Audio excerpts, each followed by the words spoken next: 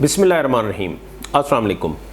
आज का public awareness का टॉपिक जो मैंने सिलेक्ट किया है वो है स्मोक, क्योंकि पाकिस्तान में ख़ास तौर पे जो हमारे जितने बड़े शहर हैं उनमें स्मोक की बहुत ज़्यादा कैफियत बड़ी अलार्मिंग हुई है और जिसकी वजह से स्कूल भी बंद करने पड़े हैं, कुछ ट्रैफिक भी रिस्ट्रिक्ट करनी पड़ी है। अच्छा, पहले हमारा कंसिड्रेशन या हमारी सोच ये थी कि शायद ये इंडिया के बॉर्डर के साथ रहते हुए लाहौर में बहुत ज़्यादा होती है, लेकिन रिसेंटली ये आज का डाटा मैं आपको बता रहा हूँ कि Multan is the most polluted city of the Pakistan. वहाँ AQI इंडेक्स जो है वो 700 था, लाहौर में आज 530 था। सो this is all, it's not only the reason कि हम ब्लेम गेम करना शुरू कर देते हैं कि जनाब वो इंडिया से आ गए, फ़िलानी जगह से आ गए। We have to look in ourself. बहुत शुक्रिया। अगर आप हमारे चैनल पर नए हैं तो इसको सब्सक्राइब कर लें ताकि आपको ये इंफॉर्मेटिव वीडियोस बर वक्त मिलती रहें।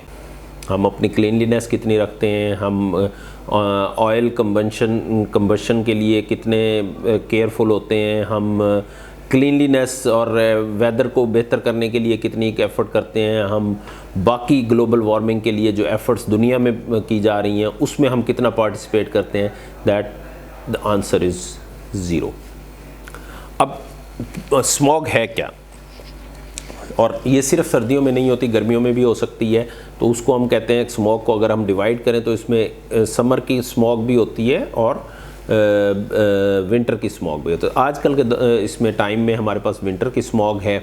Smog is the combination of two words, smoke and fog. तो स्मोक एंड ये 19th सेंचुरी में फर्स्ट जो है ना ये इंट्रोड्यूस हुई, और ये London was the most polluted city. लेकिन at that time they have decided कि हमें इसके लिए एफर्ट करनी है, और उनकी कोशिशों से with in 10 years the city was not that polluted.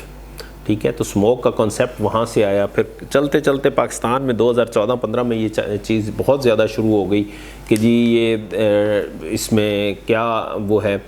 अब इसकी जो रीज़न्स हैं मोस्टली उसमें मैन मेड है, ठीक है, जिसमें फॉसल फ्यूल्स हैं, फ्यूल्स की कंबशन से बहुत ज़्यादा हो रही हुई है, और उसी को देखते हुए world is moving towards in 2030 may be they will go for electric vehicles only.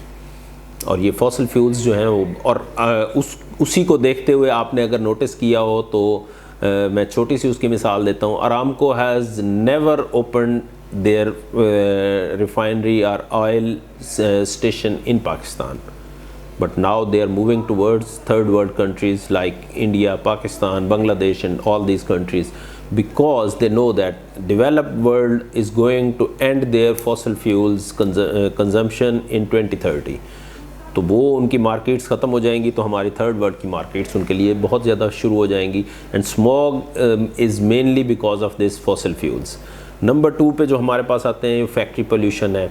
मैं जिस जगह पे बैठा हूँ शादरा का एरिया, ये इर्द गिर्द सारी फैक्ट्रीज़ हैं, शेखुपुरा रोड पे सारी। इसमें हम अपने बेनिफिट के लिए कुछ भी करने को तैयार हो जाते हैं। हम वहाँ पे टायर भी जला रहे होते हैं, हम वहाँ पे जितना कूड़ा क्रिकेट होता है वो जला के, जितनी इस तरह की चीज़ें पोल्यूटेड मिलती हैं, हम जो पोल्यूशन काज करती हैं वो हम यूटिलाइज़ करके अपनी भट्टी को गर्म करते हैं।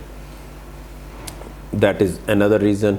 उसके बाद आ जाता है कि जो हम मटेरियल, रॉ मटेरियल यूज़ कर रहे होते हैं उसकी क्वालिटी क्या है, उसकी क्वालिटी के ऊपर हम बहुत ज़्यादा कंप्रोमाइज़ कर रहे होते हैं। फिर फॉरेस्ट और agricultures.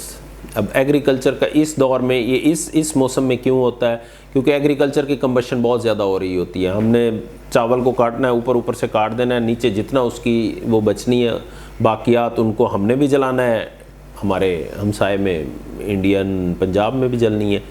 So that can lead to smog again. और ये जो होती है ये ओजोन की लेयर्स और कार्बन मोनोऑक्साइड्स और सल्फ़र डाइऑक्साइड, ये सारे मिल के एक स्मॉग की कैफियत बनाते हैं। उसकी अब ये तो उसका हो गया कि जी इसकी रीज़न्स क्या हैं। ये यानी जो चीज़ें मैंने आपको बताई हैं they all are man made. इसमें कहीं पे कोई नेचुरल वो नहीं है, और नेचुरल रेमेडीज़ के लिए हम कुछ भी नहीं करते। हम दरख्त नहीं लगाते, हम छिड़काव नहीं करते, हम गंदगी को वो नहीं करते, हम डस्ट को प्रिवेंट नहीं करना चाहते। उसी रूटीन से हम लगे हुए हैं, चाहे स्मॉग AQI आज 500 हो गया, आज 800 हो गया, और every blame game is going on the government, but this is not the reason that government has to take care of all this is the public awareness. Public की ये रिस्पॉन्सिबिलिटी है कि उन्होंने इसके लिए क्या एफर्ट करनी है। उसके जो अब हम लेवल्स में अगर हम डिस्कस करते हैं तो हमारे पास ओजोन की लेयर्स आ जाती हैं, सल्फर डाइऑक्साइड है, नाइट्रोजन डाइऑक्साइड है और कार्बन मोनोऑक्साइड है।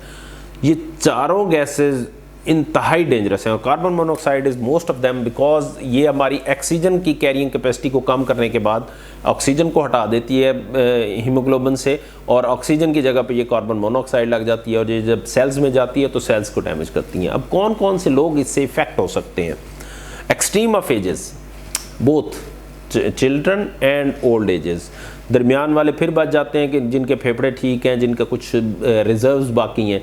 ओल्ड एज में रिजर्व्स नहीं होते, तो इसलिए रिकमेंडेड ये है कि more than 60 years of age and if they are diabetic, immuno compromise, they should not go out without any reason. कोई वॉक करने की उसमें टाइम में ज़रूरत नहीं है, कोई इसमें हमें वो करने की ज़रूरत नहीं है कि एक्सरसाइज के लिए, वॉक के लिए जी बुज़ुर्ग जा रहे हैं।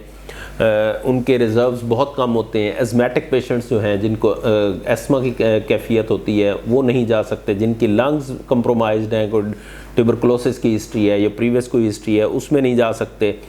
उसके बाद आ जाते हैं यंग बच्चे, उनमें भी रीज़न यही है कि उनके रिज़र्व्स बहुत कम होते हैं इनिशियल एजेस पे।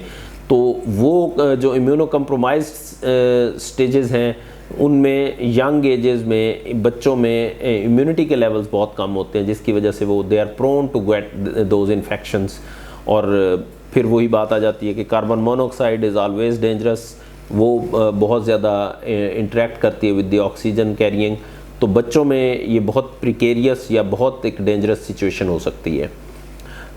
उसके बाद आ जाता है जी हमने इसकी प्रिवेंशन के लिए क्या करना है। तो प्रिवेंशन के लिए बहुत सी चीज़ें चल रही हैं। सबसे इम्पॉर्टेंट तो यही है कि जी हमने अपना लाइफस्टाइल को बेहतर करने की और रिस्पॉन्सिबिलिटी लेने की ज़रूरत है। This is the public awareness, because public is responsible, public is affected, public is responsible.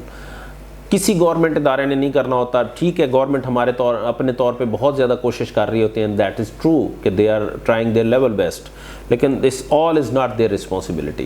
The responsibility lies on our shoulder. और डे टू डे हम देखते हैं, बाहर जाके देखते हैं धुआं छोड़ती हुई गाड़ियाँ, फैक्ट्रीज, जो बाकियात किसान, यानी कोई बंदा अपने तौर पर जिम्मेदारी लेने को तैयार नहीं है। किसान को कहें तो वो कहता है कि जी सनतकार को नहीं कहते, हमें कहते हैं। सनतकार को कहें तो वो कहते हैं कि जी किसान को नहीं कहते, वो कहता है कि जी गाड़ियों वालों को। यानी हम अपनी बात किसी और के शोल्डर पे डाल के निकलने की कोशिश करते हैं। This is not true. और मास्क का इस्तेमाल बहुत ज़्यादा ज़रूरी है। एक्सट्रीम एजेस के लोगों को बहुत ज़्यादा बाहर जाने की ज़रूरत नहीं है, और अगर जाना पड़े तो मास्क के बगैर नहीं जाना। और घर में वेंटिलेटेड, ख़ास तौर पे इनर वेंटिलेटेड, खिड़कियां वगैरह बंद रखनी है, लेकिन इंटरनल जो वेंटिलेशन और मॉइस्चर की सिचुएशन है वो क्रिएट करने की ज़रूरत है। कोई हमें मॉइस्चराइज़र्स यूज़ वो करने की, जो फ्यूमिगेटर्स होते हैं वो यूज़ करने की ज़रूरत है, ताकि ये है कि हमारे लंग्स एक वेट एनवायरनमेंट में रहें और नॉर्मल एनवायरनमेंट वो कंसीडर करें। और इन्फेक्शन अगर हो जाए तो इन्फेक्शन की ट्रीटमेंट के लिए बहुत earliest and best possible treatment आपको लेने की ज़रूरत है। और जो एज़मेटिक हैं वो अपने नेबुलाइजेशन और बाकी इन्हेलर्स वगैरह वो अपना रूटीनली यूज़ करें। स्टेरॉइड्स का इस्तेमाल थोड़ा सा कम कर दें, so to get more not more prone to the infections. So this is all about smog.